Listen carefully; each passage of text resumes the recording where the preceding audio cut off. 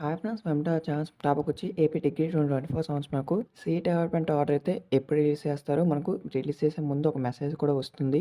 So, ఆ message అయితే రాకపోతే సీట్ రాదా అనైతే చాలా మంది స్టూడెంట్స్ అయితే డౌట్ అయితే అడుగుతున్నారు. సో, దానికి సంబంధించి వీడియో డీటెయిల్ చెప్తాను. సో, వీడియో ఎండ్ వరకు చూడడానికి ట్రై చేయండి. సో, కొత్తగా వీడియోని చూస్తున్నారంటే ప్లీజ్ లైక్ చేయండి. మీరు లైక్ చేసి సపోర్ట్ అయితే ఉంటుంది. అరే! మీకు మెసేజ్ వచ్చిందో లేదో కామెంట్ చేయండి ఫాస్ట్‌గాను. సో, వచ్చిన వాళ్ళకి యెస్ అని కామెంట్ చేయండి. రాని వాళ్ళు నో అని అయితే కామెంట్ చేయండి. తెలుస్తుంది అసలకి ఎంతమందికి వస్తుందనేది.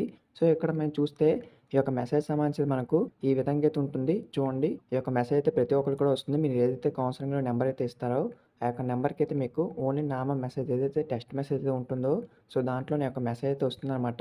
సో, ఈ విధంగా మీకు ఏ కాలేజ్ సీట్ వచ్చిందనేది కూడా మీకు ఇవ్వడం జరుగుతుంది. సో, అక్కడ మీకు కాలేజ్ నేమ్ అనేది కూడా మీకు ఇవ్వడం మెన్షన్ చేయడం జరుగుతుందనమాట.